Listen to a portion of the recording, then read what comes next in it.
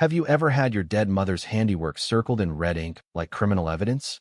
What if the neighborhood protectors decided your grief was a property value threat? And how would it feel to fight back with the most perfectly legal middle finger ever built? A giant red button that screamed, "Do not push," right in their control freak faces. Welcome to Elmwood Haven, America's most aggressively beige suburb. Every lawn is mowed to the millimeter. Every fence the exact same shade of sad oatmeal. And the HOA doesn't just enforce rules, they weaponize them. I'm Ethan Caldwell, 43, a remote software guy who moved here 8 years ago because I wanted quiet. What I got instead was a slow-motion hostile takeover by a woman who turned community standards into her personal cult. My late mom, God rest her quirky soul, left me 12 hand-carved wooden windmills. She'd painted each one herself, tiny family scenes. Inside jokes. One with Dad riding a duck, another with me as a kid holding a tiny beer mug. They spun lazily in my front yard. Colorful, ridiculous, and 100% mine. Kids love them. Neighbors used to wave. For years, zero complaints. Then Linda Voss became HOA president. Retired accountant. Iron gray helmet hair. Glasses sharp enough to draw blood. And a smile that could freeze sunshine. She patrolled at 8 a.m. Sharp every morning. Clipboard in one hand. Measuring tape in the other. Like a mall cop who'd watched too many true crime shows about declining property values. The first time she glared at my windmills, I knew it was coming. The beige envelope arrived on a Tuesday. Stapled to my door like a death warrant. Violation of Amendment 9.2c, prohibited decorative or figural lawn structures. Every single windmill was circled in aggressive red marker. Remove within 48 hours or face $75 daily fines. At the bottom, in her perfect cursive, we understand grief. Ethan. But rules exist to protect everyone's investment. Let's keep Elmwood Haven beautiful. Beautiful. Translation, colorless. Soulless. And under her thumb, I stood in my kitchen rereading it until the paper shook. Those windmills weren't decor. They were the last pieces of my mom's laughter I had left. After she died 2 years ago, I'd packed everything else away. These were supposed to stay outside, spinning, reminding me life could still be silly. I called my sister. They're calling them figural installations, like I'm running an illegal art gallery. She laughed, told me to calm down. I couldn't. This wasn't about windmills. This was about power. Someone deciding they could erase what home meant to me. That night, I boxed them up one by one, whispering apologies like they could hear me. I didn't sleep. At 2 a.m., fueled by rage and too much coffee, I opened the HOA bylaws, 112 pages of bureaucratic torture. I highlighted, cross-referenced, hunted for any crack. And there it was, buried in 9.2c. The ban only applied to purely aesthetic or decorative objects. Nothing functional. Nothing interactive. Nothing that actually did something. A light bulb the size of Texas went off. What if it wasn't art? What if it was a device? An interface? A gloriously useless button that technically served a purpose just by existing? I sketched it on a napkin at dawn. 4-foot concrete pedestal. Industrial red emergency button in a yellow weatherproof housing. Bold Helvetica sign underneath, "Do not push." It would sit exactly where the windmills had been. Tombstone and troll all in one. I called construction companies. First guy hung up thinking I was pranking him. Second said, "We do patios, not performance art." Third just sighed and told me to seek therapy. Then I found Dave's Masonry, old school handyman with a Craigslist ad and zero website. When I explained the story, he laughed so hard I thought he'd drop the phone. "Kid, you want to beat them at their own stupid game? I'm in. Let's make it bulletproof." We spent a weekend building. Steel rebar inside. Perfectly level. Indestructible. I ordered the button from an industrial catalog, the kind factories use for emergency stops.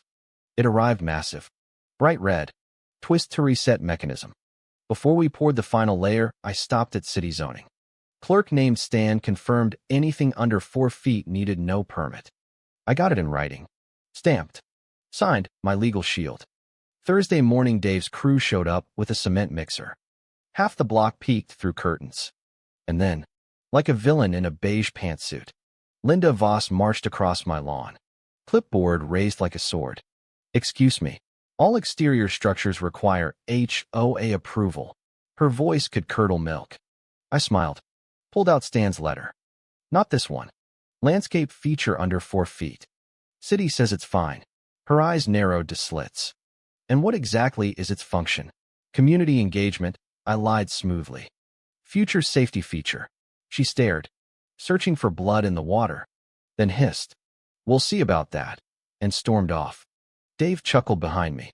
You just ruined her whole month. Buddy, the pedestal cured over the weekend. Monday I bolted on the button. The housing. The sign. It gleamed, minimalist. Defiant. The single drop of red in a sea of beige. By noon people gathered on the sidewalk whispering. Mailman stopped his truck. Kids on bikes circled it like it was alien tech. What does it do? One asked. Probably explodes, another guessed. I sipped coffee on my porch, pretending not to notice, feeling like the politest supervillain in America. Then the knock. Linda again, voice trembling with righteous fury. Ethan, what is that thing? A button, I said flatly. It's decorative, she spat. No, it's functional. It doesn't do anything. Then it's not a hazard. Is it? She sputtered like a tea kettle about to blow. You're mocking this entire community. I leaned in, smiling. Linda, I'm following the rules. Every single word. She left without another word. But I knew round one was mine. Next day, the formal violation notice arrived, called it a potential public nuisance. I wrote back politely, quoting state nuisance law, attaching the city exemption, and warning that any further harassment would be documented and pursued. Certified mail. Return receipt. 3 days later, a police cruiser rolled up. 2 officers. One older, one young. Got a call about a suspicious device, the older one said, fighting a grin. I led them over. Industrial stop switch. Not wired to anything. Want to test it? The young cop's eyes lit up. He pressed. Nothing. They both laughed. Let me guess. HOA trouble? Lady named Voss. They exchanged that universal cop look of instant understanding. We'll be having words with her about misusing emergency lines. I watched from the window as they knocked on Linda's door. Conversation was short, loud, and ended with her slamming it in their faces. Round 2, still me. The button became neighborhood legend overnight. Half the block loved it. The other half treated it like radioactive waste. Kids dared each other to run up and touch the base. One guy in a truck honked every single day. My neighbor Sandra brought brownies and whispered, "My husband says you're a legend." Even strangers gave thumbs up. Meanwhile, Linda's Facebook rant about hazardous installations threatening neighborhood order backfired spectacularly. Comment section turned into a roast fest. Someone posted a meme of her face photoshopped onto the button. She can't push it, and it's killing her inside. Then Channel 8 News showed up. Reporter Tiffany Holt asked for my side. Standing on my porch with the button behind me, I said calmly, "This isn't rebellion. It's just following the rules exactly as written, even when they're ridiculous." Everyone keeps asking what the button does. Maybe the real question is why we let control freaks decide what's allowed to exist if it hurts nobody. Tiffany smiled. They interviewed Linda next. She stood trimming her hedges in her beige cardigan, clutching the bylaws like holy scripture. "This is about order, not freedom," she snapped, voice cracking. On air, I looked reasonable. She looked unhinged. By morning, my inbox exploded with friend requests and marriage proposals. Linda's grip was slipping, and she knew it. She called an emergency HOA meeting. My inside source said it was chaos, half the board terrified of bad press and lawsuits. So Linda went rogue. Hired her brother-in-law safety consultant to inspect my yard. Report claimed the pedestal edges were tripping hazards. HOA demanded mitigation. I complied beautifully, installed 4 solar lights at each corner that lit the button up like a shrine every night. Legal compliance never looked so smug. That's when the stalking started. I'd catch her car idling down the block. Once I saw binoculars glinting from her window, so I played along. Every morning I'd stroll out in my robe, polish the button with a cloth, press it once, nod solemnly, and go back inside. She must have thought I was summoning demons.